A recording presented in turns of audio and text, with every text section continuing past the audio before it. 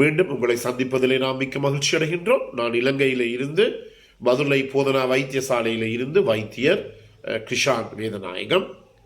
நாங்கள் பார்த்து கொண்டிருக்கின்ற விடயம் ப்ரீமெச்சூர் இஜக்குலேஷன் அல்லது விந்து முந்துதல் பற்றியது. என்னை நேரடியாக தொடர்பு கொள்ள விரும்பினால் வெளிநாட்டிலே வசிப்பவர்கள் 0094-777-35-62-45 மூலம் தொடர்பு கொள்ள முடியும். உள்ளூர் என்பர்கள் 0777-35-62-45 மூலம் தொடர்பு கொள்ள முடியும். இன்று முக்கியமாக பார்க்க போகிற இன்னொரு விடயம் என்னவென்றால், ஒவ்வொரு ஆணும் ஒவ்வொரு பெண்ணும் அதாவது தங்களுடைய படுக்கை அறைக்கு பெட்ரூமுக்கு செல்லுகின்ற போது அன்று நடந்த எல்லா விடயங்கள், எல்லா பிரச்சனைகள், எல்லா சண்டை சச்சரவுகள் எல்லாவற்றையுமே அவருடைய அறைக்கு வெளியிலே விட்டுட்டு உள்ளுக்குள்ளே போக வேண்டும். இது கொரோனா காலத்திலே நாம் சந்தித்த ஒரு சாதாரண ஒரு நிகழ்ச்சியாக இருந்தது. இந்த கொரோனா இந்த 2-3 வருடங்களாக பலதரப்பட்ட பிரச்சனைகளை உலக மக்கள் அனைவருமே சந்தித்தார்கள். அதில் கூடுதலாக ஒரு குடும்பத்தினுடைய தலைவன் அல்லது ஒரு ஹஸ்பண்ட், ஒரு ஆண் பொருளாதார ரீதியிலே பாதிக்கப்பட்டு இருக்கின்ற போது பல பேர் என்னுடன் சொன்ன ஒரு விடயம் என்னவென்றால், தன்னுடைய மனைவியுடன் இருப்பதற்கு கூட நான் நினைக்கவில்லை. ஏனென்றால் அப்படி போய் அவருடன் இருந்தால் நாளைக்கு அந்த செக் வரும், நாளைக்கு இந்த செக் வரும், நாளைக்கு எப்படி அதுக்கு காசு போகிறது என்று பலதரப்பட்ட பிரச்சனைகள் தலையுள்ளே ஓடிக்கொண்டிருக்கின்றது. என்றபடியினாலே அதன் மூலமாக எனக்கு மனைவியுடன் ஒழுங்காக பாலியல் ரீதியான உறவை கொள்ள முடியாமல் இருக்கிறது. முக்கியமாக ஒவ்வொரு ஆணும் பெண்ணும் உடந்தைதான். அன்று எங்களுடைய அலுவலகங்களிலே நாங்கள் வேலை செய்த இடங்களிலே நடந்த பிரச்சனைகள் எல்லாவற்றையுமே வெளியில விட்டுட்டு ரிலாக்ஸாக போய், அதாவது நல்ல உடல் தளர்ந்து ஆறுதலாக நீங்கள் அந்த பாலியல் நடவடிக்கைகளை ஈடுபட வேண்டும். எந்த ஒரு பிரச்சனையும் உங்களுடைய மூளைக்கு வருமாக இருந்தால் அந்த பிரச்சனையானது உங்களுடைய பாலியல் நடவடிக்கைக்கு எதிரான ஒரு பிறப்பு, அதை இன்ஹிபிஷன் என்று சொல்லுவோம், எதிர்மறை விளைவை அது ஏற்படுத்தும். அதன் காரணமாக உங்களுக்கு ஆண்குறி விரைப்படையாத தன்மை, அதாவது இரெக்டல் டிஸ்ஃபங்க்ஷன் என்று சொல்லுவோம். அதே நேரத்தில் இந்த ப்ரீமெச்சூர் இஜக்குலேஷன் விந்து முந்துதல் போன்ற பிரச்சனையும் ஏற்படுகிறது. பல பேரை நாம் சந்தித்திருக்கிறோம். இதுதான் அவர்கள் எங்களுக்கு சொல்லுகின்ற ஒரு பிரச்சனையாக இருக்கிறது. எனவேதான் என்ன நடந்தாலும், அதே நேரத்திலே எனக்கு ஒரு கிழமைக்கு முதல் ஒரு அன்பரை நான் சந்தித்தேன். என்னை பதுளையிலே அவர் கண்டார். வெளியிடத்தில் இருந்தால் அவர் வந்தார். உண்மையாக இவருக்கு இந்த ப்ரீமெச்சூர் இஜக்குலேஷன் அல்லது இரெக்டைல் டிஸ்ஃபங்க்ஷன், இந்த 2 பிரச்சனையும் இருக்கிறது.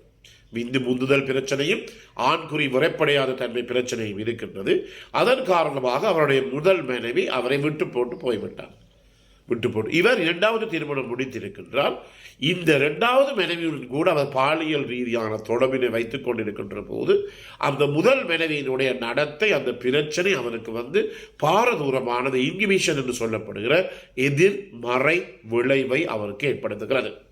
அதே நேரத்திலே சில பேர் சொல்லுவார்கள், எனக்கு என்னுடைய மனைவி என்னை வீட்டு போட்டு போகிறா, அந்த ஒரு பிரச்சனையும் மனதிலே இருக்கிறது. எனவே எல்லாவற்றையுமே, ஆஃபீஸ் பிரச்சனை, பழைய பிரச்சனை எல்லாவற்றையுமே நாங்கள் களைந்து முடிந்து மிக முக்கியமான விடயம்.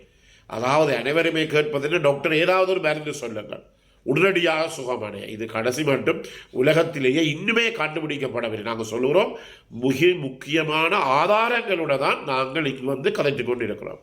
எல்லாவற்றுக்குமே புத்தகங்களும் ஆராய்ச்சி கட்டுரைகளும் இருக்கிறது. எனவே சும்மா ஒன்றும் கதைக்க முடியாது. என்றபடினாலே முதல் இதை நீங்கள் பார்த்து கொள்ள வேண்டும். ஒருபோதுமே போய் அந்த பிரச்சனைகளை மனதிலே வைத்திருக்கார்கள்.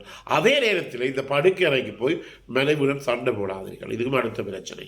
அல்லது மனைவியாருக்கு சொல்ற கணவருடன் சண்டை போடாதீர்கள்.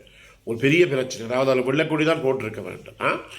இவ்வாறு பல பேர் ஒரு நாள் நம்மை தேடி கொண்டிருக்கிறார்கள், தொலைபேசியிலே கதைத்துக் கொண்டிருக்கிறார். எனவே இந்த படுக்கை அறைக்கு கணவன் மனைவியாக ஆணும் பெண்ணுமாக செல்லுகின்ற போது எல்லாவற்றையுமே, அதாவது பிரச்சனைகள், மனைவி போய் சொல்ல முடியாது, அந்த படுக்கை அறையிலே என்ன சொல்ல முடியாது, நம்முடைய அம்மாவை பாரும், அதாவது மாமி என்று சொல்லுவோம், அம்மாவை பாரும், எனக்கு ஒரே கரைச்சல் கொடுத்து கொண்டிருக்கிறார் என்று சொல்லி.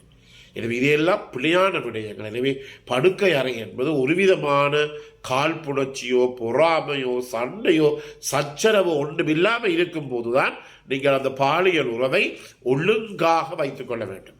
இதை கேட்டுக்கொண்டிருக்கிற பெண்கள் மனைவிமார் இதை கட்டாயமாக கவனித்துக் கொள்ளுங்கள். அண்மையிலே கூட ஒரு 2-3 வருடங்களுக்கு முதல் எங்களோட வேலை செய்ய பகிர்ந்து கொண்ட விடயம் உங்களுக்கு தெரியும். கொரோனா காலத்திலே எங்களுடைய நாடும் சரியாக பாதிக்கப்பட்டது. எனவே நாங்கள் இந்த கொரோனா விடுதிகளிலே வார்டுகளிலே வேலை செய்து கொண்டிருக்கின்ற போது அந்த நாட்களில் உங்களுக்கு தெரியும் லாக்டவுன் இருந்தது. இப்போ வாகனங்கள் இல்லை. எனவே வைத்தியசாலையில் வேலை செய்ய ஊழியர்கள் மட்டும்தான் அந்த வாகனங்கள் பஸ் வண்டிகள் எல்லாம் விடப்பட்டது. அப்படி சொல்லுவார், நான் ஆஸ்பத்திரி வைத்தியசாலையில் இருந்து நான் வீட்டுக்கு செல்லும் போது ஐயா எனக்கு 8 மணி ஆகிறது. 8 மணிக்கு நான் கதவை திறந்து வீட்டுக்குள்ளே போகிற போது வீட்டுக்குள்ளே ஒரு சத்தம் பெறுகிறது, இன்று யாராவது தேத்தனை குடிக்க விரும்பினால் சீனியும் தேயிலையும் பால்மா பேக்கெட்டும் வாங்கி கொண்டு வாருங்கள் என்று. பாருங்கள், அப்படியொரு ஆணுக்கு அப்படியொரு மனைவி ஒரு வரவேற்பை கொடுத்தாராக இருந்தால் அந்த ஆணுக்கு எவ்வாறு இந்த மனைவியுடன் போய் பாலியல் ரீதியான உறவுகளை மேற்கொள்ள விருப்பம் ஏற்படும். எனவே பெண்களுக்கு மனைவிமாருக்கு நாங்கள் சொல்லுவது என்ன, நான் சொன்ன உலகத்தில் 70% ஆண்களுக்கு இந்த பிரச்சனை இருக்கிறது. 40 வயசுக்கு போக இந்த 70% கூடிக்கொண்டு போகிறது. பல பேருக்கு இந்த பிரச்சனை இருக்கிறது. ஒருவருமே சொல்லவில்லை. சில பேர் கதைப்பார்கள், 10 வருடமாக எனக்கு இந்த பிரச்சனை இருக்கிறது டாக்டர், நான் யாரிடம் போய் கதைப்பது என்று சொல்லி எனக்கு தெரியாது. எனவே வெளிநாட்டில் இருக்கின்ற போது அங்கே மொழி பிரச்சனை இருக்கிறது. எனவே முக்கியமாக பெண்கள் என்ன செய்ய வேண்டும், ஒரு பிரச்சனையும் இந்த படுக்கை அறைக்குள்ளே கதைக்க வேண்டாம். நீங்கள் உங்களுடைய ஆணை எப்போதுமே தூண்டுகிற விதத்திலே தான் செயற்பட வேண்டும். இதை இன்னொரு முறை ஒன்று இருக்கிறார். முதலில் சொன்னேன், ஸ்டாப் ஸ்டார்ட் டெக்னிக். எனவே ஒவ்வொரு ஆணும் அதாவது இந்த விரைப்படைந்து அதை பிற விரைப்படைவதை குறைக்க வேண்டும். அதான் ஸ்டாப் ஸ்டார்ட் டெக்னிக் என்று சொல்லுவோம். இந்த முறையிலே தனியாக ஒரு ஆணும் செய்து போட்டு பிறகு அவர் என்ன செய்ய வேண்டும், தன்னுடைய துணைவியையும் இதற்கு ஈடுபடுத்த வேண்டும். அவருக்கு கூட சொல்லிக் கொடுக்க வேண்டும். எனவே இதை பற்றி உண்மையாக நாங்கள் வைத்தியராக எங்களிடம் வந்தால் கூட இதை நாங்கள் அந்த மனைவிமாருக்கு பெண்களுக்கு நாங்கள் விவரமாக சொல்லிக் கொடுப்போம். எனவே ஸ்டாப் டெக்னிக் என்று சொல்லுகின்ற போது விரைப்புத்தன்மை வருகிறது. விரைப்புத்தன்மை வந்து அந்த நேரத்தில் விந்து வெளியேறுகிற அந்த சர்க்கிளில் உடனடியாக நாங்கள் எங்களுடைய நிலையையோ எங்களுடைய கற்பனையோ வேறு இடத்துக்கு மாற்றி எங்களுடைய சிந்தனையை வேறு இடத்திற்கு மாற்றி உடனடியாக நாங்கள் அந்த விந்து வெளியேறுகின்ற அந்த உள்ளுணர்வை உடனடியாக நிறுத்திக் கொள்ள வேண்டும். இப்படி நாங்கள் தொடர்ந்து 4-5 தரங்கள் தனியாக செய்ய வேண்டும் ஒவ்வொரு ஆண்களும். அதன் பிற்பாடு உங்களுடைய மனைவியுடன் உங்களுடைய பெண் துணையுடன் இதை நீங்கள் செய்ய வேண்டும்.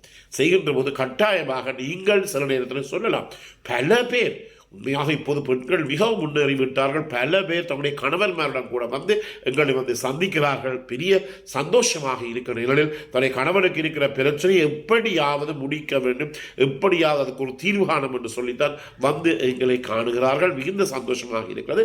ஆனால் ஒரு சாரார் இருக்கிறார்கள், இதுக்கு மற்ற பக்கத்தில் இருப்பவர்கள் இப்படி வந்தோன்னு ஐயோ உம்மால் என்னோட இருக்க முடியவில்லை என்று சொல்லி அந்த ஆணினுடைய மனதை இன்னும் நோகடித்து பிரச்சனையினும் பெண்மணங்காக பெருக்குகிறார்கள்.